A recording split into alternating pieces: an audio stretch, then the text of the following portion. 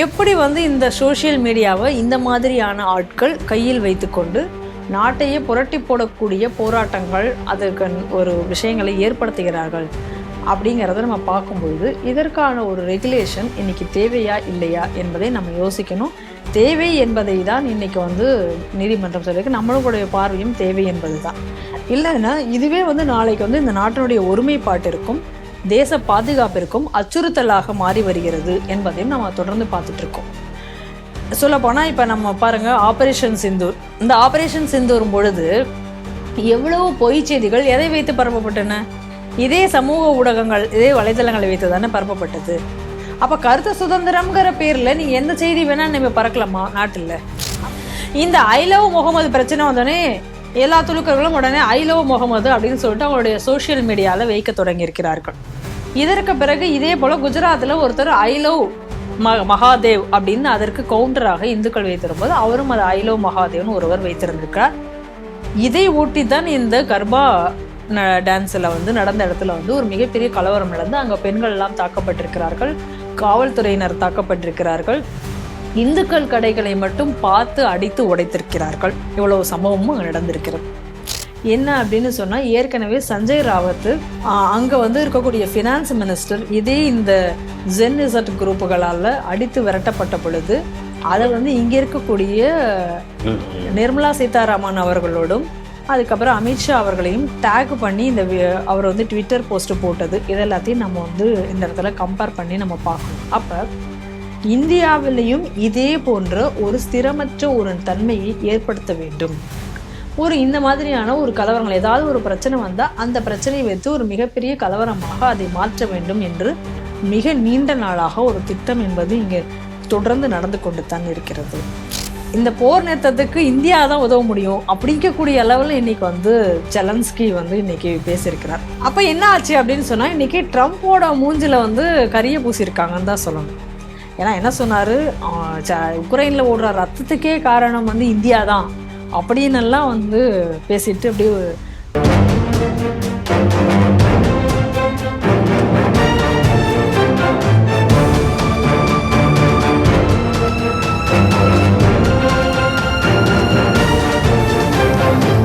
TTV நேயர்களுக்கு வணக்கம். இன்று செய்திகள் சிந்தனை நிகழ்ச்சிக்கு உங்களை அன்புடன் வரவேற்கிறேன். இன்று நாம் சிந்திக்க இருக்கும் முக்கிய செய்திகள் எவை என்று பார்ப்போம். சமூக வலைதளங்கள் ஒழுங்குமுறையற்ற வகையில் செயல்பட அனுமதிக்க முடியாது, கர்நாடக நீதிமன்றம் கண்டிப்பு. குஜராத் காந்தி நகரில் கார்பா கொண்டாட்டத்தில் முஸ்லிம்கள் கலவரம். பற்றி எரியும் லடாக், காங்கிரஸ் பின்னணியில் வன்முறை போராட்டம். இந்தியா எப்போதும் உக்ரைன் பக்கம், ஜெலன்ஸ்கி நம்பிக்கை. இன்றைய செய்திகள் சிந்தனை நிகழ்ச்சியில் நம்முடன் நின்று சிந்திக்க இருப்பவர் திருமதி பிரியா வெங்கட் அவர்கள். நேயர்கள் சார்பாக அவரை அன்புடன் வரவேற்கிறோம். வணக்கம் திருமதி பிரியா வெங்கட். வணக்கம் பாண்டிக்குமார். இந்தியாவில் இருக்கக்கூடிய பெரும்பாலான சமூக ஊடகங்கள் வந்து வெளிநாட்டிலிருந்து இயங்கக்கூடியதுதான். அவைக்குண்டான சட்டத்திட்டங்கள் பார்த்தீங்கன்னா அது வந்து அந்த நாட்டின் சட்டத்திட்டங்களுக்கு உட்பட்டு தான் நாங்கள் செயல்படுவோம் அப்படின்னு சொல்லிட்டு இருக்கோம். உதாரணமாக வந்து யூடியூப், அப்போ முன்னாடி ட்விட்டர், இப்போ எக்ஸ்ன்னு சொல்லக்கூடிய விஷயங்கள், இந்த மாதிரி பல செயலிகள் வந்து எல்லாமே இருக்குது. இந்த செயலிகளை கட்டுப்படுத்தக்கூடிய விஷயங்கள் பார்த்தீங்கன்னா வந்து அந்த உள்நாட்டு சட்டத்திட்டத்துக்கு கட்டுப்படாது. கேட்டால் நாங்கள் வந்து அந்த நாட்டில் தான் எங்களுடைய தலைமையகம் இருக்குது, அதன் கட்டுப்பாட்டில் தான் நாங்கள் வந்து இயங்குவோம் அப்படின்னு சொல்லும்போது இது தொடர்பாக வந்து ஒரு வழக்கு வந்து கர்நாடகா உயர்நீதிமன்றத்தில் வந்திருக்கு. உயர்நீதிமன்றம் வரும்போது உயர்நீதிமன்றம் என்ன சொல்லியிருக்குன்னா வந்து அது முன்னாடி இருந்த இந்த எக்ஸுக்கு முன்னாடி இருந்த பேர் ட்விட்டர், அது மேலே இருந்த வழக்கு அது விசாரணை வரும்போது அந்த ட்விட்டர் என்ன சேலஞ்ச் பண்ணுறாங்கன்னா வந்து எங்களை வந்து இங்கே இருக்கக்கூடிய அதிகாரிகள் யாருமே எங்களை தடுக்க முடியாது, எங்கள் பிளாக்கிங் ஆர்டர் எதுவுமே எங்களுக்கு கொடுக்க முடியாது, நாங்கள் இங்கே எதுவுமே இந்த சட்டத்திட்டங்களை எங்களுக்கு வரையறுக்க முடியாது, ரெண்டாவது இந்திய சட்டத்திட்டங்கள் எதுவுமே எங்களுக்கு கட்டுப்படுத்த முடியாதுன்ற மாதிரி பேசும்போது அப்பா அவர் சொன்னார், சட்டத்திட்டங்கள் எல்லாமே அமெரிக்காவுக்கு தகுந்த மாதிரி இங்கெல்லாம் இருக்க முடியாது, இங்கே செயல்படும் போது இந்தியாவுக்கு தகுந்த மாதிரி தான் நீங்கள் செயல்பட வேண்டும். அதே மாதிரி வந்து நீங்கள் வந்து பெண்களுக்கு எதிரான குற்றங்கள் தொடர்பான குறிப்பிட்ட விஷயங்கள் எல்லாமே வந்து இங்கே இருக்கக்கூடிய விஷயங்களை பார்த்தா நீங்கள் பார்க்கணும்னு சொல்லிட்டு நீதிபதி நாகப்பிரசன் அவர்கள் வந்து இது பண்ணியிருக்கார். ரெண்டாவது வந்து என்னதான் அமெரிக்காவில் கருத்து சுதந்திரம் எல்லாமே இருந்தாலும் அது நீதிமன்றத்துக்கு கட்டுப்படுகிறது. அதே மாதிரி இங்கேயும் சில விஷயங்கள் வந்து இங்கே இருக்கிற நீதிமன்றத்துக்கு உட்பட்டு கட்டுப்பட்டு தான் நடைமுறைப்படுத்த வேண்டும். அதனால் வந்து இந்த ட்விட்டரோட மனு வந்து தள்ளுபடி செய்கிறேன்னு சொல்லிட்டு தள்ளுபடி செய்திருக்கார். இந்த செய்தி எப்படி பார்க்குறீங்க? அதாவது கண்டென்ட்டை வந்து ரெகுலேட் பண்ணக்கூடாது, எங்களோட கண்டென்ட் என்னமோ அதெல்லாம் கருத்து சுதந்திரத்தினுடைய அடிப்படையில் எல்லா கண்டென்ட்டையும் அலோவ் பண்ணணும் அப்படிங்கிறது தான் வழக்கு. இது மிக நீண்ட நாட்களாக நடந்து கொண்டிருந்த வழக்கில் இப்போ வந்து ஒரு தீர்ப்பு வந்திருக்கு. இந்த தீர்ப்பை வந்து நம்ம வந்து ஒரு வரவேற்கக்கூடிய ஒரு தீர்ப்பாகத்தான் நம்ம பார்க்குறோம். அதாவது இந்தியா பிளாட்ஃபார்ம், அதாவது இந்த நாட்டிற்குள்ளார இருக்கக்கூடிய சோஷியல் மீடியா பிளாட்ஃபார்ம்ல இங்கே வரக்கூடிய அந்த போஸ்டர்கள் அப்படிங்கிறது வந்து இந்த நாட்டுக்கு உட்பட்டதா தான். இந்த நாட்டு சட்டத்திட்டத்துக்கு உட்படாம நீங்க எந்த கருத்தை வேணா நீங்க வந்து இங்க சொல்லிடக்கூடாது இல்லையா? அப்படி சொல்றது தான் கருத்து சுதந்திரம் அப்படிங்கிறத வந்து யாராலும் ஏற்றுக்கொள்ள முடியாது. அதனால இன்னைக்கு இந்த ரெகுலேஷன் அப்படிங்கிறத நம்ம வந்து நிச்சயமாக நம்ம வரவேற்கிறோம். அதே நேரத்துல நம்ம வந்து இன்னொரு சில விஷயங்களையும் பார்க்கிறோம். இந்த மாதிரியான தீர்ப்புகள் வந்தாலும் கூட அரசினுடைய செயல்பாடுகள் எப்படி இருக்க போகிறது என்பதை பொறுத்து தான் இந்த கட்டுப்பாடுகளை வந்து நிரந்தரமாக ஹேண்டில் பண்ண முடியுமா முடியாதா அப்படிங்கிறதையும் நம்ம பார்க்கணும். ஏற்கனவே மத்திய அரசு என்ன சொல்லியிருந்தாங்க, இது எல்லாத்தையும் நடைமுறைப்படுத்தும் பொழுது இப்ப நம்ம வந்து ஒரு சோஷியல் மீடியா பிளாட்ஃபார்ம்ல ஒரு கருத்தை நம்ம வந்து போடுறோம், பதிவு செய்யறோம் அப்படின்னு சொன்னா அது வேண்டுமென்றே வந்து இப்ப சோஷியல் மீடியா நிறுவனத்தால அது ரிமூவ் செய்யப்படுகிறது அப்படின்னா அதற்கு வந்து நம்ம எங்க போய் கண்டெஸ்ட் பண்ண முடியும்? நம்ம யார்கிட்ட போய் இப்ப கேட்க முடியும்? அதற்கான எந்த வழிமுறையும் இல்லை. அப்ப அதற்கு வந்து ஒரு ட்ரிபியூனல் மாதிரி ஒரு ஆன்லைன் இது மாதிரி வச்சு அதுல வந்து அதரை கம்ப்ளைண்ட்லாம் கொடுக்கலாம், அதை வந்து அவங்க வந்து கேட்பாங்க அப்படிங்கிற மாதிரியான விஷயங்கள்லாம் சொன்னாங்க. ஆனா இது வரைக்கும் அது வந்து திட்டத்தினுடைய அளவிலேயே தான் இருக்கிறதே தவிர அது இன்னும் நடைமுறைப்படுத்தவில்லை. எதுக்கு இதை நம்ம சொல்றோம் அப்படின்னா, இப்ப கம்யூனிட்டி கைட்லைன்ஸ் அப்படின்னு சொல்லி உன்னை வந்து இந்த எல்லா சோசியல் மீடியா அது எதுவாக இருந்தாலும் சரி, கருத்து சுதந்திரத்தை பத்தி அதிக அளவுல பேசக்கூடிய இந்த எல்லா சோசியல் மீடியாக்களும், யூடியூபாக இருந்தாலும் சரி, அது ஃபேஸ்புக்காக இருந்தாலும் சரி, அல்லது எக்ஸாக இருந்தாலும் சரி, எதுவாக இருந்தாலும் சரி, கம்யூனிட்டி கைட்லைன்ஸ்ன்னு சொல்லிட்டு அவங்களுக்குன்னு ஒண்ணு வச்சிருக்காங்கல்ல. அப்ப இந்த நாட்டு சட்டத்திட்டத்துக்கு உட்பட்டு இருக்கணும் அப்படிங்கிற கைட்லைன்ஸை ஏன் இந்திய அரசாங்கம் சொல்லக்கூடாது? ஏன் நம்ம நாட்டு அரசாங்கம் அதை கேள்வி கேட்கக்கூடாது? ஏன் வந்து ஒரு போஸ்டரை வந்து நம்ம பிளாக் பண்ணக்கூடாது? உங்களுக்கு ஒரு ரூல்ஸ் அண்ட் ரெகுலேஷன் வச்சிருக்கீங்கல்ல, அதே போல தானே இந்த நாட்டினுடைய சட்டத்திட்டங்களுக்கும் ஏன் அதுக்கும் நீங்க கட்டுப்பட மாட்டேன்றீங்க அப்படிங்கிற கேள்வி நமக்கு வருது. அப்ப நான் முன்னாடியே சொன்ன மாதிரி இந்த தீர்ப்பு ரொம்ப வரவேற்கப்பட்ட தீர்ப்பாக இருந்தாலும் கூட அரசாங்கத்தினுடைய செயல்பாடுகள் இதுல முன்னெடுப்புகள் எப்படி இருக்க போகிறது என்பதை பொறுத்து தான் இது எல்லாமே அமையும். இந்த கட்டுப்பாடுகள், இந்த ரெகுலேஷன் ஏன் தேவை அப்படிங்கிறத நம்ம வந்து பார்க்கணும். ஏன் இதுக்கான தேவைன்னா, இப்ப பாருங்க, நேபாளத்துல இப்போ ஒரு மிகப்பெரிய ஒரு கலவரம் நடந்து அந்த நாட்டையே புரட்டி போடக்கூடிய அளவுக்கு இன்னைக்கு ஒரு பிரச்சனை வந்தது. அது அடிப்படையில் அதுக்கான காரணம் எங்க வந்தது? சோஷியல் மீடியா கண்டென்ட்டை கட்டுப்படுத்த போகிறோம், அதுல இருக்கிற விஷயங்களை கர்டைல் பண்றோம் அப்படிங்கிற கூடிய ஒரு ஆர்டர் வந்ததுக்கு அப்புறம் தான் ஒரு ஒரு சட்டம் அங்க வந்து கொண்டு வரப்பட்டதுக்கு அப்புறம் தான் இவ்வளவு பெரிய கலவரம் வந்து இந்த நாட்டையே புரட்டி போடக்கூடிய அளவுக்கு இன்னைக்கு சென்றதை நம்ம பார்க்கிறோம். இன்னும் சொல்ல போனா இதே சோஷியல் மீடியா வச்சுதான் இப்ப ஆபரேஷன் சிந்தூர் பொழுது என்ன நடந்தது, எவ்வளவு பொய் செய்திகள் இந்த சோஷியல் மீடியா வைத்துதான் பரப்பப்பட்டது. அப்ப எதிரி நாடுகள் இந்த சோஷியல் மீடியா பிளாட்ஃபார்மை வைத்துக்கொண்டு உள்நாடுகளில் வந்து கலவரங்களை ஏற்படுத்தி அந்த நாட்டினுடைய ஆட்சியையே தூக்கி எறியக்கூடியது, அந்த நாட்டினுடைய ஸ்திரத்தன்மையே போகக்கூடிய வேலையை தொடர்ந்து செய்து வருகிறார்கள் என்பதை நம்ம நடந்த பல விஷயங்கள்ல வந்து நம்ம பார்த்துட்டு இருக்கோம். ஏற்கனவே பைடன் அட்மினிஸ்ட்ரேஷன் இருக்கும் பொழுது வேண்டுமென்றே சில விஷயங்கள் வந்து சென்சார் செய்யப்பட்டன அப்படின்னு சொல்லி கூகுள் வந்து இன்னைக்கு சொல்லியிருக்கு. அப்ப எப்படி வந்து இந்த சோஷியல் மீடியாவை இந்த மாதிரியான ஆட்கள் கையில் வைத்துக்கொண்டு நாட்டையே புரட்டி போடக்கூடிய போராட்டங்கள், அதற்கு ஒரு விஷயங்களை ஏற்படுத்துகிறார்கள் அப்படிங்கிறத நம்ம பார்க்கும் பொழுது இதற்கான ஒரு ரெகுலேஷன் இன்னைக்கு தேவையா இல்லையா என்பதை நம்ம யோசிக்கணும். தேவை என்பதை தான் இன்னைக்கு வந்து நீதிமன்றம் சொல்லியிருக்கு. நம்மளுடைய பார்வையும் தேவை என்பதுதான். இல்லைன்னா இதுவே வந்து நாளைக்கு வந்து இந்த நாட்டினுடைய ஒருமைப்பாட்டிற்கும் தேச பாதுகாப்பிற்கும் அச்சுறுத்தலாக மாறி வருகிறது என்பதையும் நம்ம தொடர்ந்து பார்த்துட்டு இருக்கோம். சொல்ல போனா இப்ப நம்ம பாருங்க, ஆபரேஷன் சிந்தூர், இந்த ஆபரேஷன் சிந்தூர் பொழுது எவ்வளவு பொய் செய்திகள் எதை வைத்து பரப்பப்பட்டன? இதே சமூக ஊடகங்கள், இதே வலைதளங்களை வைத்து தானே பரப்பப்பட்டது. அப்ப கருத்து சுதந்திரம்ங்கிற பேர்ல நீங்க எந்த செய்தி வேணா நம்ம பறக்கலாமா நாட்டுல? அப்ப ஒரு இடத்துல வந்து ஒரு முக்கியமான ஒரு சென்சிட்டிவான ஒரு பிரச்சனை, நாடு வந்து ஒரு போர் முனையில இருக்கிற நேரத்துல போர் வீரர்களுடைய அந்த உறுதித்தன்மையை கூட குலைக்கக்கூடிய வகையில இன்னைக்கு வந்து பிரச்சாரங்கள் எல்லாம் அதன் மூலமா தான் பொய் பிரச்சாரங்கள் எல்லாம் மேற்கொள்ளப்பட்டன.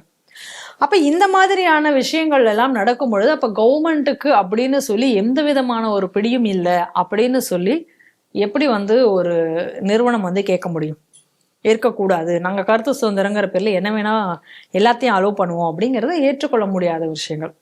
அப்ப இந்த மாதிரியான விஷயங்களை வந்து இந்த சோஷியல் மீடியா பிளாட்ஃபார்ம்ல இருக்கணும் அப்படின்னு சொல்லி அப்ப எந்த நோக்கத்துக்காக அவங்களுக்கு இப்ப ஒரு கம்பெனியும் நான் வந்து எங்களுக்குன்னு ஒரு கம்யூனிட்டி கைட்லைன்ஸ் வைக்கிறோம் அப்படின்னு சொல்லி நீ வச்சிருக்கல்ல, அப்போ ஏதோ ஒரு ரெகுலேஷன் தேவை அப்படிங்கிறத நீங்களும் சொல்றீங்க. எதை வேணா நீங்களும் போடுறதுக்கு அலோவ் பண்ண முடியாது, நீங்களுமே தான் சொல்றீங்க.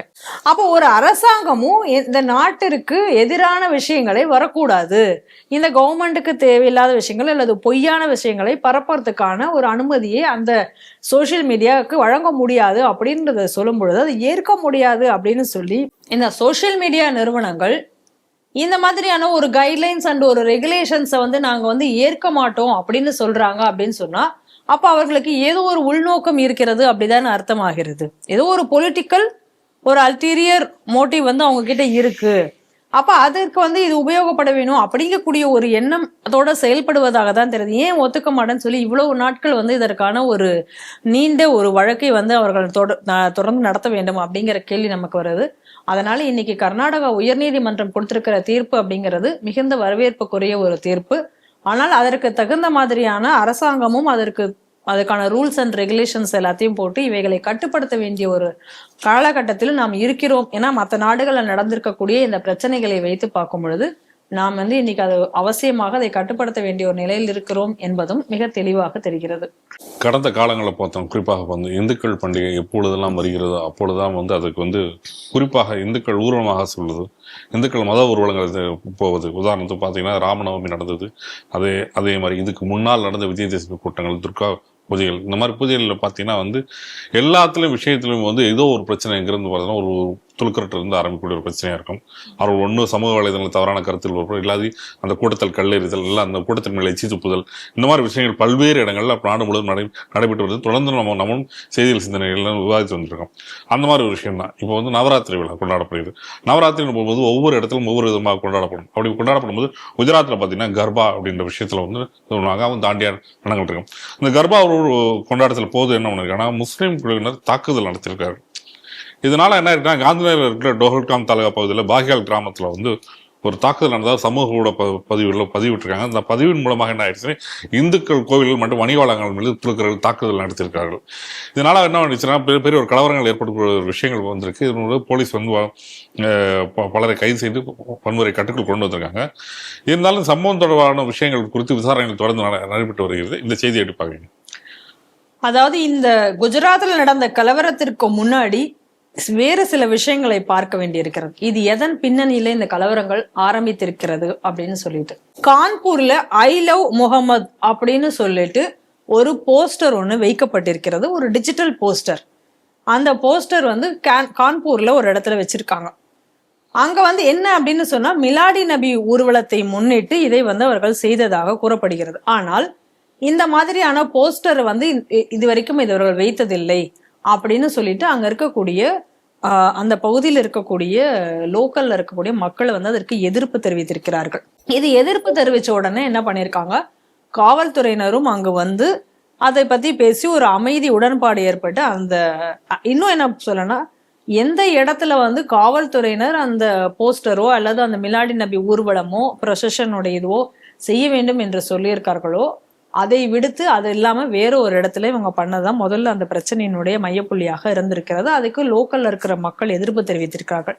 இந்த புது ட்ரெடிஷன், அது மட்டும் இல்லாம இந்த புதுசா இந்த இடத்துல வந்து இவங்க ஏன் செய்யணும், அந்த மாதிரியான கேள்விகள் அங்க எழுந்திருக்கின்றன. காவல்துறை தலையிட்டு அதை முடித்தும் வைத்திருக்கிறார்கள். இது ஒரு பக்கம் நடந்திருக்கு. இதற்கு அடுத்ததாக அந்த மிலாடி நபி ஊர்வலம் நடந்திருக்கிறது. அந்த ஊர்வலத்தின் போது அதில் இருந்த 2-3 இளைஞர்கள் என்ன பண்ணியிருக்காங்க அப்படின்னு சொன்னா இந்துக்களினுடைய போஸ்டர்கள் அங்க நிறைய ஒட்டப்பட்டிருந்திருக்குன்னு அது மத ரீதியான போஸ்டர்களோட அது எல்லாத்தையும் கிழித்திருக்கிறார்கள்.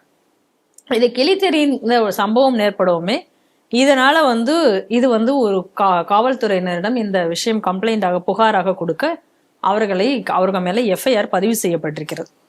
இதையடுத்து இந்த போஸ்டருக்கு தான், அதாவது ஐ லவ் முகமதுன்னு வைக்கப்பட்ட போஸ்டருக்கு தான் எஃப்ஐஆர் போடப்பட்டதுங்கிற மாதிரியான செய்திகள் எல்லாம் பரவி அது வந்து ஒரு மிகப்பெரிய பிரச்சனையாக உருவெடுத்து அங்க கல்லெறி எல்லாம் நடந்து போலீஸ்காரர்களுக்கும் அவர்களுக்கும் இடையில தகராறுகள்லாம் நடந்திருக்கு, கல்லெறி நடந்திருக்கிறது.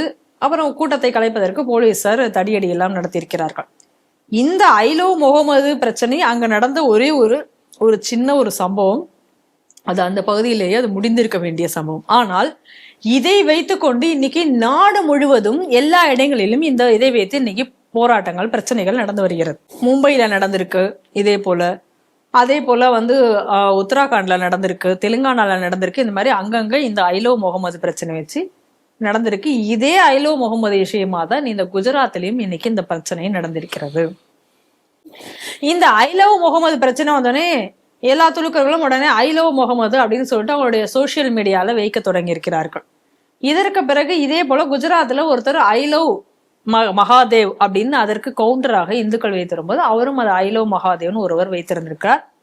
இதை ஊட்டி தான் இந்த கர்பா டான்ஸ்ல வந்து நடந்த இடத்துல வந்து ஒரு மிகப்பெரிய கலவரம் நடந்து அங்க பெண்கள் எல்லாம் தாக்கப்பட்டிருக்கிறார்கள், காவல்துறையினர் தாக்கப்பட்டிருக்கிறார்கள், இந்துக்கள் கடைகளை மட்டும் பார்த்து அடித்து உடைத்திருக்கிறார்கள். இவ்வளவு சம்பவமும் அங்க நடந்திருக்கிறது.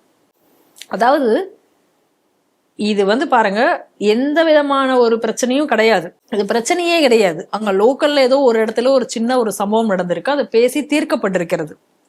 ஆனா இன்னைக்கு இதை வைத்து கொண்டு ஒரு கலவரத்தை நடத்த வேண்டும் என்ற ஒரு நோக்கத்தோட இன்னைக்கு இந்த அடிப்படைவாத முஸ்லிம்கள் எல்லாரும் இணைந்து எல்லா இடத்துலயும் இன்னைக்கு நாட்டுல இன்னைக்கு கலவரம் எல்லா பக்கத்திலும். இங்க நிறைய இந்த செக்யூலர்வாதிகள்லாம் சொல்லுவாங்க, இந்து முன்னணி விநாயகர் சதுர்த்தி ஊர்வலம் நடத்துவதனாலதான் நாட்டுல கலவரமே வருது அப்படின்னு சொல்லிட்டு.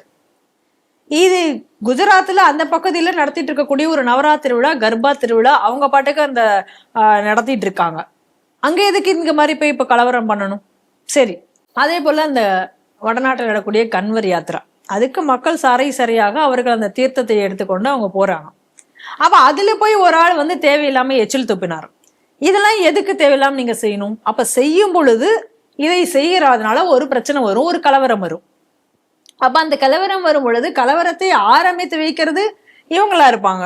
ஆனா அந்த கலவரம் ஆரம்பிச்சு வச்சதுக்கு அப்புறம் அதற்கு எதிர்வினை இந்துக்கள் ஆட்சினா இந்த நாட்டுல வந்து அமைதி இல்லை, இந்த நாட்டுல வந்து சிறுபான்மை மக்களுக்கு பாதுகாப்பு இல்லை அப்படின்னு சொல்லி இதை வந்து உலக அளவுல இது பண்ண வேண்டியது, எல்லாரும் இதற்காக உடனே குரல் கொடுக்க வேண்டியது. இதுதான் காலம் காலமாக இங்க நடந்து வந்து கொண்டிருக்கிறதே நம்ம பார்க்கிறோம்.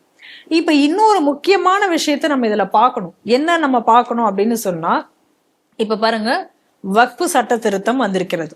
வக்ஃபு சட்ட திருத்தத்தை எதிர்த்து நாடெங்கும் போராட்டம் நடத்த போகிறோம் அப்படின்னு சொல்லி ஏற்கனவே இவங்க எல்லாம் அனௌன்ஸ் பண்ணிட்டு இருக்காங்க. இப்ப இந்த அனௌன்ஸ் பண்ணிட்டு கூடிய இந்த மாதிரியான நேரத்துல இப்ப இந்த மாதிரி எல்லா இடங்கள்லயும் இப்ப இந்த கலவரம் என்பதை உருவாக்குகிறார்கள். நம்மளோட கேள்வி என்ன அப்படின்னா, இங்க தமிழகத்துல எல்லாம் பாத்தீங்க அப்படின்னு சொன்னா இந்த மிலாடி நபி என்பதே ஷிர்க், இந்த மிலாடி நபியை ஹராம்னு சொல்லுவாங்க. அப்புறம் ரெண்டாவது வந்து அமெரிக்கால எங்கேயோ வந்து முகமதுக்கு வந்து ஏதோ ஒரு சிலை வைத்துட்டாங்கன்னு சொல்லி அப்போ ரொம்ப காலங்களுக்கு முன்னாடி ஒரு பிரச்சனை வந்தது. எப்படி வந்து நீங்க வந்து உருவ வழிபாடு இல்லாததை உருவம் வைத்து நீங்க கொண்டு இது பண்ணலாம் அப்படின்னு சொல்லி மிகப்பெரிய பிரச்சனை வந்தது. அதே போல அல்லாஹ்க்கு இணை வைக்க கூடாது அப்படின்னு எல்லாம் சொல்லி எல்லாத்தையும் ஷிர்க் அப்படின்லாம் சொல்லும் பொழுது அப்ப இந்த ஐலவ் முகமதை இப்ப இவங்களுக்கு ஹராம் ஆச்சு. இப்ப எதுக்கு இப்ப இந்த ஐலவ் முகமது வச்சு இவங்க இந்த பிரச்சனைகளை இப்ப பண்ணணும்? அப்ப மிலாடி நபியே ஷிர்க் அப்படின்னு ஒரு குரூப் சொல்லி அதை இவங்க, அப்புறம் இன்னொன்னு தர்காவே தேவையில்லை அப்படின்னு சொல்லுவாங்க, தர்கா ஹராம் அப்படின்னு சொல்லுவாங்க. அப்ப அந்த தர்காவே ஹராம்னு சொல்லிட்டு தர்கா கமிட்டியே போய் பிடிக்கிற வேலையை இந்த அடிப்படை துலுக்கர்கள் பண்றது ஒரு வேலையா வச்சிருக்காங்க. அப்ப இந்த அடிப்படை துலுக்கர்களா இருக்கக்கூடியவங்களுடைய வேலை என்ன இந்த நாட்டுல அப்படின்னு சொன்னா, எங்கெல்லாம் வந்து அமைதியாக அது பாட்டில் எல்லாம் நடந்துட்டு இருக்கும், ஆனா அது அமைதியா நடந்துட்டு இருக்கிற இடத்துல போயிட்டு ஏதாவது ஒரு விஷயத்தை ஏற்படுத்தி அதை வைத்து பெரிதாக்கி அதை வந்து எல்லா இடத்துலயும் கலவரமாக்க, இதுதான் நாட்டுல இன்னைக்கு நடந்துட்டு இருக்கு எங்க பார்த்தாலும். காரணம் என்ன அப்படின்னா, இந்த அடிப்படைவாத இந்த இஸ்லாத்துக்கு அவங்களுடைய மதத்தின் மேல இருக்கக்கூடிய அதீத பற்றா அப்படின்னு கேட்டா, மதத்தின் மேல உள்ள அதீத பற்று அப்படிலாம் கிடையாது. ஒரு பொலிட்டிக்கல் பவரை வந்து நம்ம பிடிக்கணும். அப்ப அந்த பொலிட்டிக்கல் பவரை பிடிக்கிறதுக்கு மதத்தை உபயோகப்படுத்தி ஒரு பொலிட்டிக்கல் பவரை பிடிச்சு அவங்க மட்டும்தான் இருக்கணும், மற்ற யாரும் இருக்கக்கூடாது. அந்த இதுல அவங்கதான் பவர்ஃபுல்லா இருக்கணும். இது ஒண்ணுதான் இன்னைக்கு ஏதோ ஒரு இடத்துல வந்து ஒரு கலவரம் நடக்குது அப்படிங்கிறத வந்து இது சாதாரணமா ஒரு ஸ்ட்ரீ இன்சிடென்ட்டா நம்ம பார்க்க முடியும். இதுதான் நாடு முழுவதும் மட்டுமல்ல உலகம் முழுவதும் நடந்து கொண்டிருக்கக்கூடிய விஷயங்கள். அப்ப இன்னைக்கு இந்த மாதிரியான கலவரங்களும் இந்த இப்ப என்ன பண்ண சொல்றாங்க, வக்ஃபு போற சட்டத்தை அதுக்கு வந்து இப்ப அவங்க சொல்லியிருக்கக்கூடிய கோரிக்கைகள்லாம் பாத்தீங்கன்னா, ஃபர்ஸ்ட் என்ன சொன்னாங்க, ஒரு முதல்வர்களுக்கா மனு கொடுக்க போறோம், அந்த வக்ஃபு சட்ட திருத்தத்தை ஏற்க முடியாது அப்படி சொல்லிட்டு முதல்வர்களுக்கு மனு கொடுப்பாங்களாம். ஆனா அடுத்து என்ன பண்ணுவாங்களாம், பேரணி வந்து எதை நோக்கி, கவர்னர் மாளிகை நோக்கி பேரணி நடத்துவாங்களாம். எதுக்கு? அப்ப நாளைக்கு இந்த பேரணி நடத்தும் போது அதுல இதே போல ஏதாச்சும் ஒரு வாய்ப்பு இருந்தா அங்க ஒரு கலவரத்தை ஏற்படுத்துவது. அப்ப நாட்டுல வந்து ஒரு ஸ்திரமற்ற தன்மையை உருவாக்கும். அப்ப இந்த நாட்டை பத்தி வெளியில எல்லாரும் வந்து இதுக்கு வந்து எதிராக பேசுறாங்க. இந்த மாதிரியான ஒரு சூழ்நிலையை உருவாக்குவது என்பதை தொடர்ந்து இவர்கள் செய்து வருகிறார்கள். அதனால இதுல வந்து இந்துக்களும் சரி, இந்த தேசம், அந்த காவல் அதிகாரிகள் எல்லாருமே வந்து கொஞ்சம் விழிப்புணர்வோட செயல்பட வேண்டிய ஒரு காலகட்டமாக நம்ம இதை பார்க்கிறோம். ஏன்னா தொடர்ந்து பாருங்களேன், நடந்துட்டு இருக்கக்கூடிய ஒரு யாத்திரையிலையும் ஏதாவது ஒரு கலவரம் என்பது இன்னைக்கு வந்து நம்ம கேட்கறதுங்கிறது ஒரு தெரியாத விஷயமா இருக்கு இன்னைக்கு. அது கர்ப்பா யாத்திரை நடனமா, அப்புறம் இந்த கர்ப்பா, இந்த நவராத்திரி என்பது உங்களுக்கு தான் ஆகாதே. நவராத்திரி என்பது ஹிந்துக்களுடைய ஒரு பண்டிகை. இந்த கர்ப்பா டான்ஸோ அல்லது வந்து அந்த பண்டல் மாதிரி அங்க வைத்து அவர்கள் அங்கங்க வந்து இந்த தாண்டியா நடனம் ஆடுவது, இது எல்லாமே வந்து ஹிந்துக்களுக்குரியது. அதுல வந்து முஸ்லீம் அல்லாதவர்கள், இப்ப கூட ஒரு செய்தியை நம்ம பார்த்தோம் உத்தரப்பிரதேசத்துலன்னு நினைக்கிறேன். அதாவது ஹிந்து பேர்ல வந்து அந்த ஒரு கர்ப்பா இதுக்கான ஒரு ஸ்டாலுக்கான இடத்த வாங்கி அதுல வந்து அங்க வரக்கூடிய ஹிந்து பெண்களை எல்லாம் வந்து அங்க வந்து மதம் மாற்றுவது, இல்ல அங்க வந்து லவ் ஜிகாத் பண்ணி அங்க இருக்கிற பெண்களை இது போன்ற வேலைகளை செய்யறத வந்து வழக்கமா வச்சிருந்ததுனாலதான் என்ன பண்ணாங்க, போன வருஷம் அதுலலாம் பல பிரச்சனைகள் வந்தனால இது இந்துக்களுக்கு மட்டும்தான் இந்த ஸ்டால்கள் ஒதுக்கப்படும் அப்படின்னு சொல்லி அதை கொண்டு வந்தபோது அதுக்கு தேவையில்லாத பிரச்சனைகளை கொண்டு வந்தாங்க. கன்வர் யாத்திரையில என்ன பண்ணாங்க, இந்துக்களுக்கு மட்டும்தான் வந்து அந்த நேரத்துல வந்து கடைகள் அந்த வழியில போடுறதுக்கு அனுமதி அப்படின்னு சொன்னாங்க. காரணம் என்ன அப்படின்னு சொன்னா, அசைவ உணவை வந்து இவங்க வந்து இது பண்ணுவாங்க அப்படிங்கிறதுக்கு. ஏன்னா அந்த நேரங்கள்ல அவர்கள் சைவ உணவு மட்டுமே சாப்பிடுவார்கள் என்பதால். அப்போ இதே போல அதற்கு எதிர்ப்பு தெரிவித்தார்கள். என்ன கேட்கிறோம் அப்படின்னா, அவர்களுடைய நம்பிக்கை சார்ந்து இந்துக்கள் அவங்க செய்யறதுல நீங்க போய் எதுக்கு தேவையில்லாம தலையிட்டு அங்க ஒரு பிரச்சனையை உருவாக்கணும். அப்ப பிரச்சனையை உருவாக்குவது மட்டுமே ஒரு நோக்கமாக இது வந்து செயல்படக்கூடிய ஒரு வேலையை இவர்கள் செய்து வருகிறார்கள் என்பதை தான் நம்ம இதுல பார்க்கணும். முக்கியமாக நம்ம இதுல பார்க்க வேண்டியது அதுதான். ஏன்னா இந்த திருவிழா, இந்துக்கள் சந்தோஷமாக திருவிழா என்று எதையாவது கொண்டாடினால் அதுல வந்து நீங்க ஏதாவது ஒரு குழப்பத்தை விளைவிக்கணும். இது வந்து ரொம்ப வெகு நாட்களாக நடந்து கொண்டிருக்க விஷயம்தான், அதனுடைய ஒரு தொடர்ச்சியாக. ஆனா இன்னைக்கு வந்து அது அதிகமாக நடந்து கொண்டிருக்கிறது.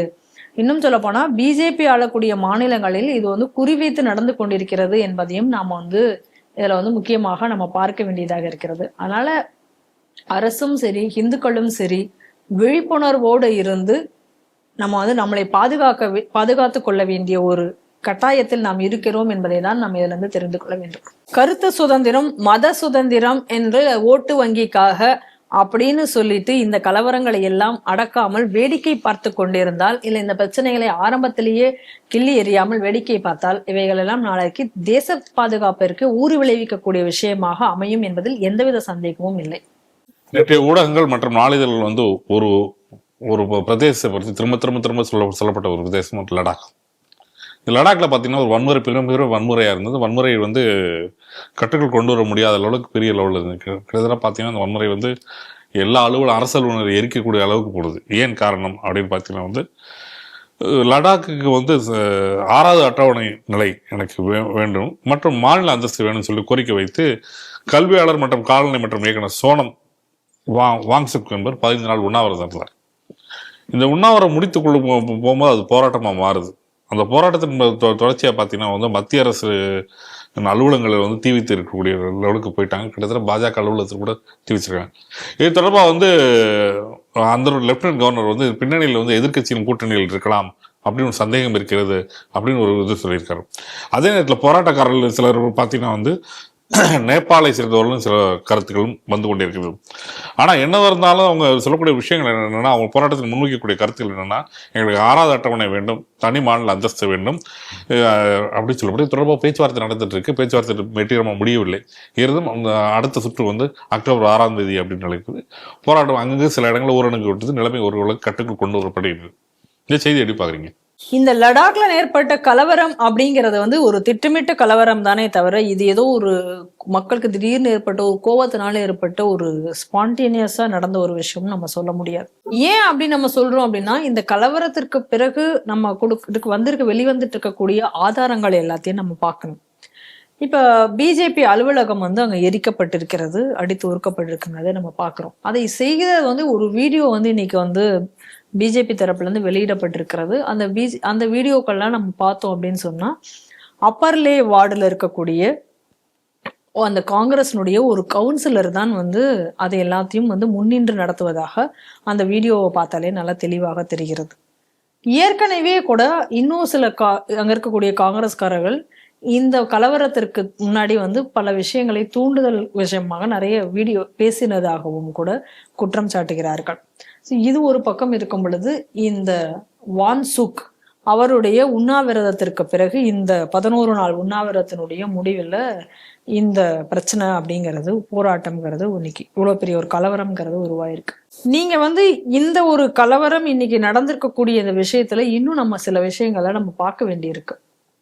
இதுல பாருங்க, இவரோட வந்து என்னது லே அஃபெக்ட்ஸ் பாடி யூத் விங், இதுவும் கார்கில் டெமோக்ராட்டிக் அலையன்சஸ், இந்த 2 அமைப்புகளும் இணைந்து தான் இந்த உண்ணாவிரத பேனரு, உண்ணாவிரத்துக்கு பின்னாடி வைக்கப்பட்ட பேனர்ல இவர்கள் இணைந்து இந்த போராட்டத்தை தொடங்குவதாக இவங்க சொல்லியிருக்காங்க.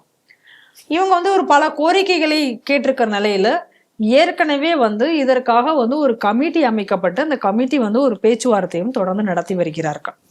ஸோ இந்த பேச்சுவார்த்தைகள் இன்னும் வந்து ஒரு முடிவுக்கு வராத ஒரு நிலையில இவர் வந்து வேண்டுமென்றே ஒரு உண்ணாவிரத போராட்டத்தை தொடங்குவதும் அந்த உண்ணாவிரத போராட்டத்தை முடிக்கக்கூடிய நாள்ல இப்படி ஒரு கலவரமும் ஏற்படுகிறது அப்படின்னா இதுக்கு பின்னாடி ஒரு சதி இல்லாமல் வேற என்ன இருக்க முடியும்? 2வது, இந்த வான் சுக் பேசியதாக ஒரு வீடியோ சொல்றாங்க. அவர் பேசும் பொழுது அரப் ஸ்பிரிங் ப்ரொட்டஸ்ட் ஸ்டைல் அப்படிங்கிறத பத்தி அவர் பேசியிருக்கிறதும், அதே போல ஜென் இசட் அதை பத்தி, அதாவது நேபாளத்துல இப்ப சமீபத்துல இந்த ஜென்எஸ் இசட் குழுவினர் தான் இவ்வளவு பெரிய போராட்டத்தை நடத்தினார்கள்.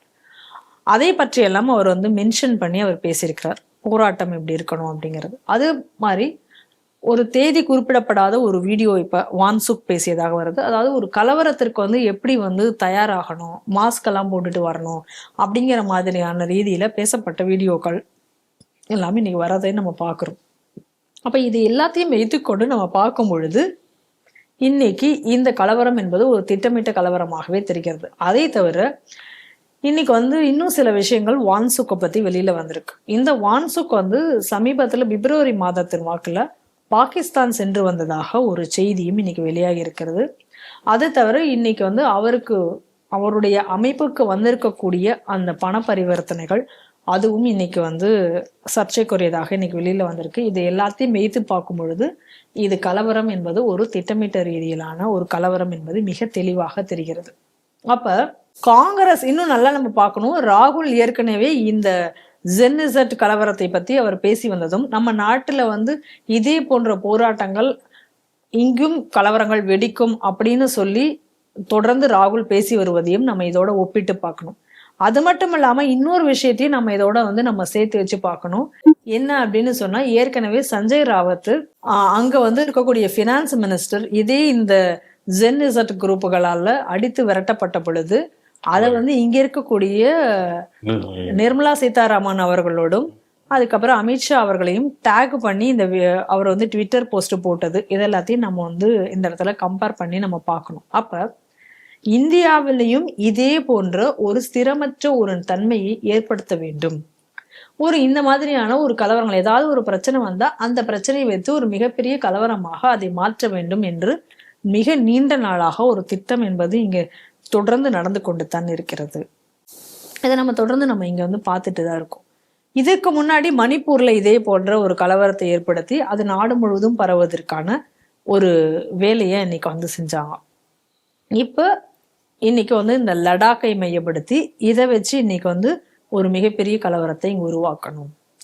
இப்ப இது வந்து நம்ம நாட்டுல மட்டும் கிடையாது, எங்க இந்த நம்ம வந்து பார்த்தாலும் இந்த லிபரல்கள் அப்படிங்கக்கூடிய அந்த குரூப்பும் அதோட வந்து இன்னைக்கு வந்து இந்த அடிப்படைவாத இஸ்லாம் இவர்கள் எல்லாம் இணைந்தால் இந்த மாதிரி ஒரு நாட்டை வந்து ஒண்ணும் இல்லாம ஆக்குறது ஒரு வேலையை இன்னைக்கு உலகம் எங்கும் இங்க செஞ்சு வர்றதை நம்ம பார்க்கிறோம். இந்த வான்சுக்கும் அமெரிக்காவிற்கு நெருக்கமானவர் என்பதையும் நம்ம பார்க்கணும்.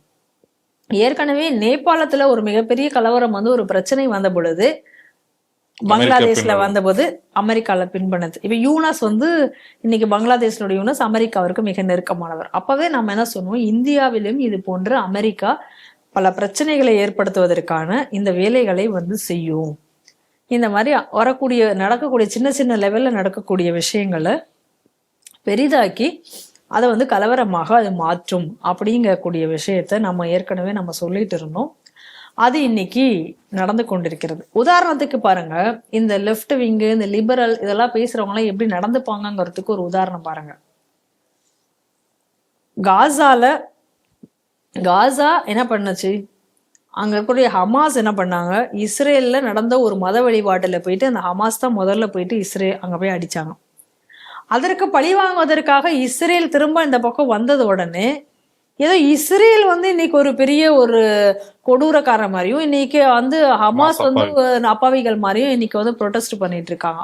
உடனே வந்து பாலஸ்தீனை வந்து நீங்க வந்து அதை வந்து அங்கீகரிக்கணும் அந்த ஸ்டேட் அப்படின்னு சொல்லி இன்னைக்கு இந்த கோரிக்கைகள். அப்ப இந்த பக்கம் ஏன்டா நீ இஸ்ரேல் அடி வாங்கின போது இஸ்ரேலுக்காக நீ ஏன் பேசல? நீ நியாயமா இருக்கிறவனா தான் நீ இஸ்ரேலுக்கு நீ பேசியிருக்கணுமா வேண்டாமா? அதையும் பேசி இதையும் பேசினீன்னா நீ நியாயம் சொல்லலாம். இஸ்ரேலுக்கு நீ ஏன் பேசல? அப்ப இந்த கேள்வி வருது இல்ல. அதனால இன்னைக்கு வந்து இதுதான் இந்த லிபரலோட மைண்ட் செட் அப்படிங்கிறது. இது இன்னைக்கு இவங்க வந்து நாடு முழுக்க இந்த ஒரு எந்த போராட்டம் இன்னைக்கு இந்தியாவில் நடந்து கொண்டிருக்கிற எல்லா போராட்டங்களுக்கும் நீங்க பாத்தீங்கன்னா இந்த பேட்டர்ன்ங்கிறது இன்னைக்கு ஒரே போல பேட்டர்ன் தான். இதுக்கான முதல் வித்தை வந்து தமிழகத்துல நடந்தது. அதை நம்ம முதல்ல பார்க்கணும். தமிழகத்துல முதல்ல ஜல்லிக்கட்டுல தான் இந்த பிரச்சனை தொடங்கிச்சு. இந்த ஜல்லிக்கட்டு போராட்டம் ஏதோ ஜல்லிக்கட்டுக்காக நடந்தது, இது முடிஞ்சிருச்சு அப்படின்னு சொல்லி நம்ம எல்லாரும் நகர்ந்து விட்டோம், அதோட நம்ம வந்துட்டோம். ஆனா அந்த ஜல்லிக்கட்டு போராட்டம், ஜல்லிக்கட்டுக்கான சட்டம் இயற்றப்பட்டதுக்கு அப்புறமா அந்த போராட்டம் முடிவடைவில்லை. அதற்கு பின்னாடி ஒரு எஜெண்டா வச்சு ஒரு கலவரம் வந்தது. அதுக்கப்புறம் ஸ்டெர்லைட் போராட்டம் இதே போலதான் தொடர்ச்சியாக நடந்து அந்த போராட்டத்தினுடைய முடிவில் என்ன நடந்தது? ஒரு கலவரம் நடந்தது. அதுக்கப்புறம் நீங்க நாட்டில் நடந்த எல்லா போராட்டத்தையும் நீங்க பாருங்க. புதிய வேளாண் சட்ட திருத்தம் வந்தது, அப்ப நாட்டுல என்ன நடந்தது? அடுத்து மணிப்பூரை வச்சு எப்படி இந்த நாடு முழுக்க அதை கொண்டு போகணும்னு பார்த்தாங்க. ஸோ அதுவும் நடக்கல. அப்ப இப்ப என்ன ஆச்சு அப்படின்னு சொன்னா, இந்த லடாக்கை வைத்து மையப்படுத்தி இன்னைக்கு இது ஒரு மிகப்பெரிய போராட்டமாக கொண்டு வரணும் அப்படின்னு சொல்லி இன்னைக்கு கிளம்பி இருக்காங்க. ஆனா இன்னைக்கு யார் இந்த வான்சுக் அப்படிங்கக்கூடிய விஷயங்கள் எல்லாம் இன்னைக்கு வந்து ரிவீல் ஆயிட்டு இருக்கு.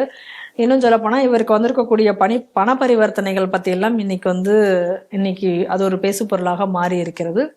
ஸோ இப்போ வான்சுக் அப்படிங்கிறவர் தான் ஒரு போராளி, ஒரு ஆக்டிவிஸ்ட். ஏன்னா இன்னைக்கு நாட்டில் வந்து இந்த மாதிரி ஆக்டிவிஸ்ட்னு சொல்லிக்கக்கூடிய இந்த குரூப்புகள் எல்லாமே எப்படி செயல்படுதுன்னு பாருங்க. இன்னும் சொல்ல போனா இந்த ஜென்னிசட் அமைப்பினர் இந்த கலவரத்துல வந்து இப்ப நிறைய பேர் அடிபட்டு காயப்பட்டு அதெல்லாம் நடந்திருக்கிறது.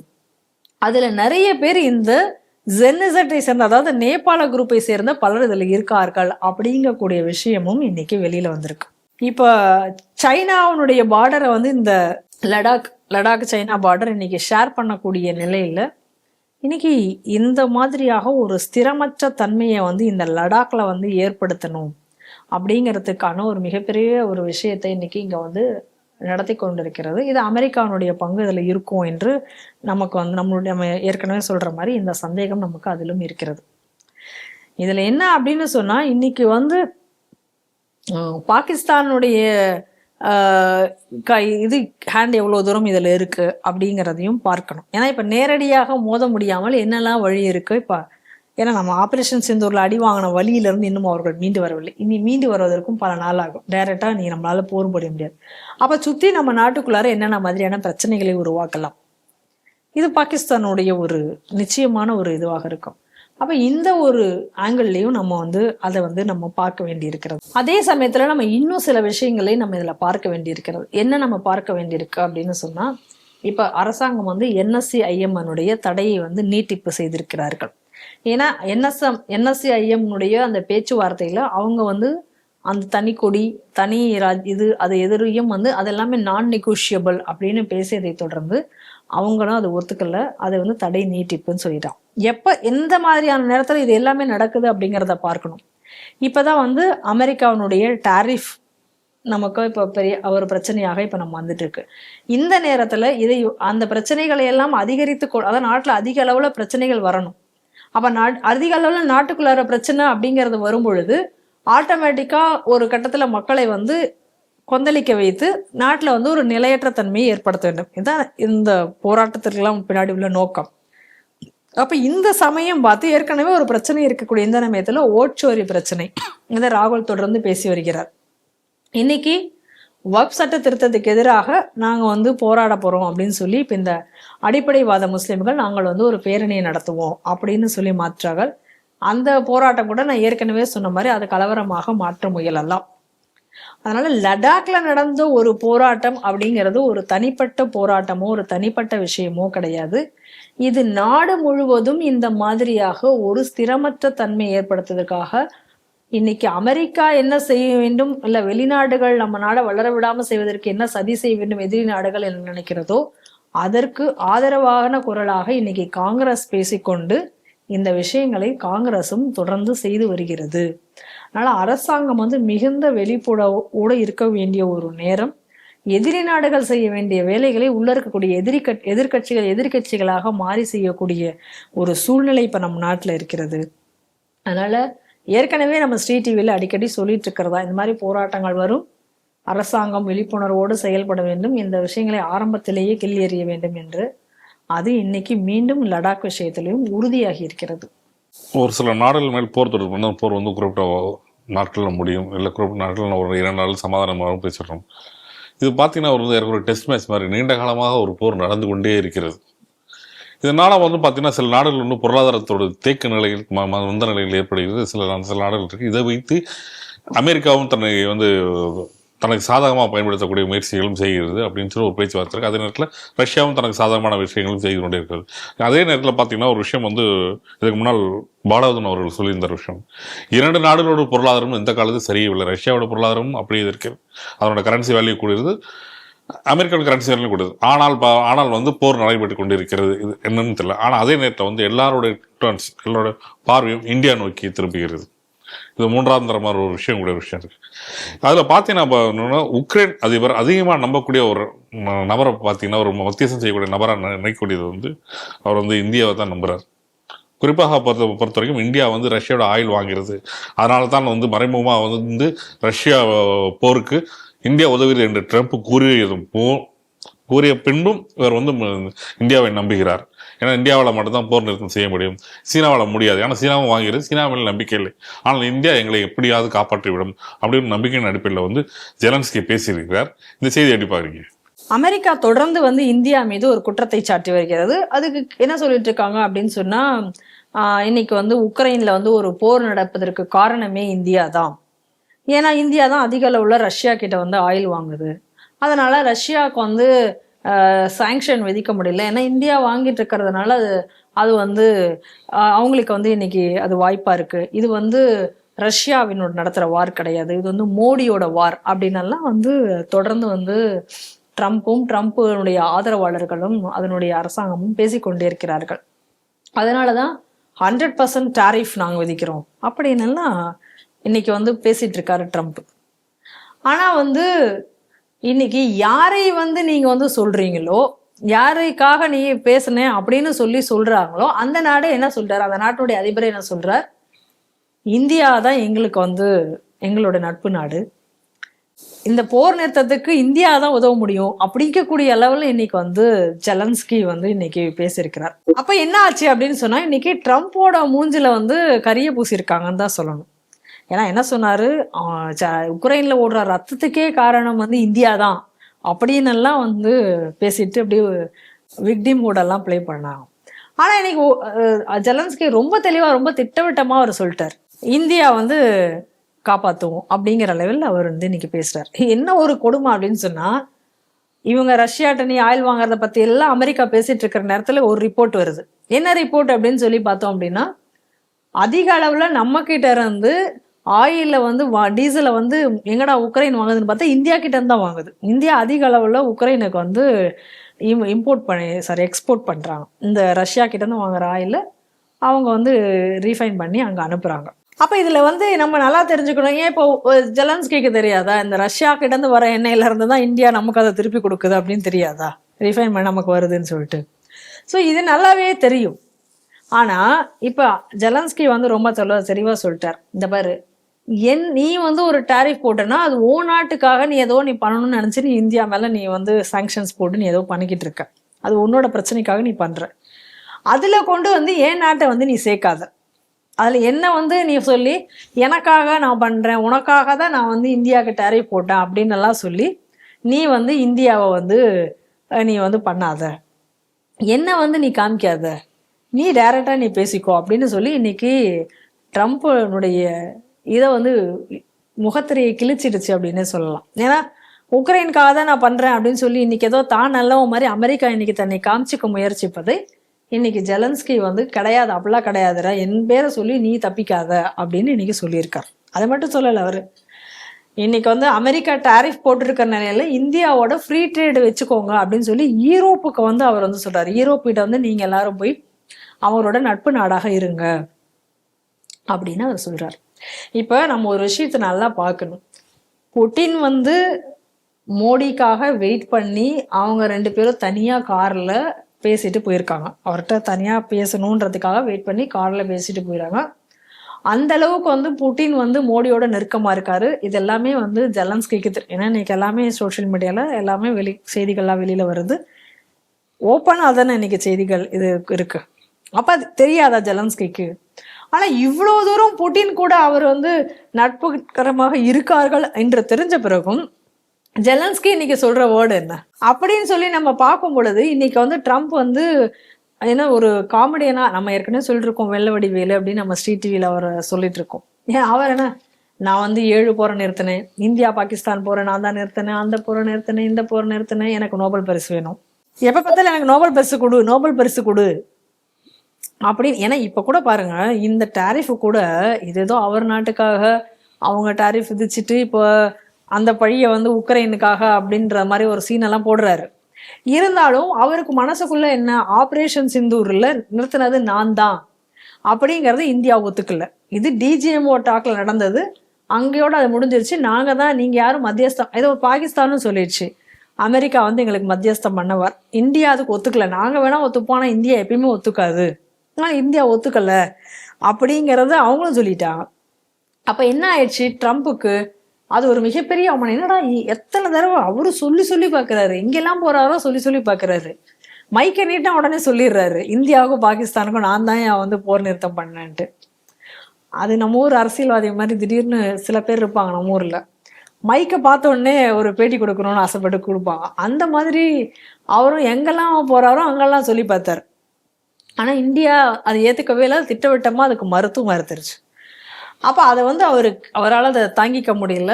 ஸோ இந்தியாவுக்கு ஏதாவது ஒரு ப்ரெஷரை கொடுக்கணுமே அப்படிங்கிறதுக்காக பண்ணது இந்த டாரிஃப். இது எல்லாமே ஏற்கனவே பார்த்தோம். அப்படி இருக்கக்கூடிய ஒரு சூழ்நிலையில இவர் வந்து ஜெலன்ஸ்கியும் இன்னைக்கு அதை வெளிப்படுத்திட்டார், எனக்காகலாம் அவர் பண்ணல அப்படின்ட்டு.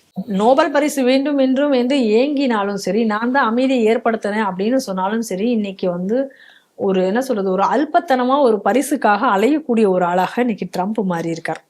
ஆனா அதே நேரத்துல அமைதியாக ஒரு டிப்ளமேட்டிக்கா எல்லா பக்கத்துலயும் பாருங்க, இந்த பக்கம் புட்டினும் நண்பராக இருக்கிறார், இந்த பக்கம் ஜெலன்ஸ்கி, இந்த 2 நாடு தான் சண்டையே போட்டுக்கிறது. ரஷ்யா கூட போயிட்டு சந்தோஷமா அந்த புட்டின் கூட அவர் தனிப்பட்ட முறையில கார்ல போய் பேசிட்டு வர்றாங்க. இந்த பக்கம் ஜெலன்ஸ்கியும் என்ன சொல்றாரு, மோடி தான் நான் நம்புறேன் அப்படின்னு சொல்றாரு.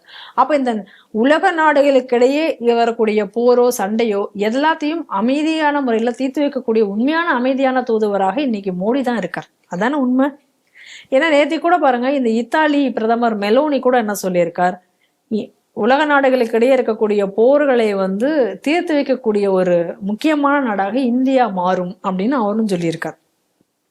சோ உண்மையான ஒரு தலைவராக இன்னைக்கு அமைதியின் தூதுவராக விளங்கக்கூடியவர் பிரதமர் மோடி அவர்கள் அப்படிங்கறதான் நம்ம இதுல இருந்து பார்க்கணும். சோ அமெரிக்காவுக்கு இன்னைக்கு வந்து ஒரு மிகப்பெரிய, நீ சொன்னதெல்லாம் போய் அப்படிங்கக்கூடிய ஒரு இது வந்திருக்கு. 2வது, நீ யூரோப்போட நிறைய நட்பு வச்சுக்கணும். யூரோப்புக்கிட்டையும் இப்போ அவர் அட்வைஸ் பண்ணியிருக்காரு, இந்தியாவோட நட்பு வச்சுக்கோங்க, ஃப்ரீ ட்ரேட்ல சைன் பண்ணுங்க அப்படின்லாம் சொல்றது எதுக்குன்னா, இந்தியா தான் வந்து இன்னைக்கு நம்பகமான ஒரு நாடு, நீ வந்து சீனாவை நீ நம்பாத. இல்லை, ஏன்னா நம்ம ஆல்ரெடி ஸ்ரீ டிவியில் அடிக்கடி நம்ம சொல்றதுதான், சீனா வந்து ஒரு கம்யூனிஸ்ட் நாடுங்கனால யாரும் வந்து சீனாவை அவ்வளோ சீக்கிரம் இந்த உலக நாடுகள் நம்பாது அப்படிங்கிறது. ஸோ அமெரிக்காவோட நிலை நமக்கு ஆல்ரெடி தெரியும். அதனால இன்னைக்கு அவர் என்ன சொல்றாரு, நீ வந்து இந்தியாவை நம்பு, இந்தியா தான் நம்பகமான நாடு, அதனால சீக்கிரமாக நீங்க வந்து ஃப்ரீ ட்ரேடு வந்து அவங்கள சைன் பண்ணாங்க அப்படின்னு சொல்லிட்டு. ஆக மொத்தம் இன்னைக்கு உலக அரங்கில் இந்தியா ஒரு மிகப்பெரிய ஒரு இடத்தை வகிக்க அதனுடைய முன்னேற்றத்தில் செல்ல இன்னும் சொல்லப்போனால் இன்னைக்கு அமெரிக்கா வந்து வேற வழி இல்லாமல் இன்னைக்கு அதே சொல்லியிருக்காங்க. அமெரிக்கா இந்த பேச்செல்லாம் வந்ததுக்கப்புறம் அமெரிக்காவினுடைய எரிசக்தி அமைச்சராக இருக்கக்கூடிய ஒருத்தர் சொல்லியிருக்கார். அமெரிக்கா இந்தியா வந்து எங்களுக்கு ஒரு நல்ல நட்பு நாடு தான், எங்களுக்கு சிறந்த நட்பு நாடு தான், இந்த ரஷ்யாட்ட எங்களுக்கு ஆயில் வாங்குறது தான் பிரச்சனை. அப்படின்னா நீ சீனாவுக்கு டாரிஃப் வச்சிருக்கணும், நீ யூரோப்புக்கு டாரிஃப் வச்சிருக்கணும், ஏன் விதிக்கல அப்படிங்கிற கேள்வி திரும்ப வருது இல்லை. அதனால கூடிய சீக்கிரத்தில் அமெரிக்கா வந்து பணிந்து இந்தியாவினுடைய இதுக்கு நிச்சயமாக அதுவும் வரும் என்று எதிர்பார்க்கலாம். அதனுடைய ஒவ்வொரு வெளிப்பாடுகளாகத்தான் இன்னைக்கு ஒவ்வொரு நாட்டு அதிபர்களும் பிரதமர்களும் பேசுவதை நாம் பார்க்கிறோம். அதனால ஃபைனலாக நமக்கு என்ன தெரியுதுன்னா, பிரதமர் மோடி அவர்கள் தான் இன்றைக்கு வந்து உலக நாடுகளுடைய ஒரு அமைதி தூதுவராக இன்னைக்கு விளங்குகிறார் அப்படிங்கறத நம்ம எல்லாம் தெரிஞ்சுக்கலாம். நன்றி மேடம். நன்றி. இத்துடன் செய்திகள் சிந்த நிகழ்ச்சி நிறைவடைந்தது. மீண்டும் அடுத்த ஒரு நிகழ்ச்சி சந்திப்போம். நன்றி, வணக்கம், ஜெய்ஹிந்த். ஜெய்ஹிந்த்.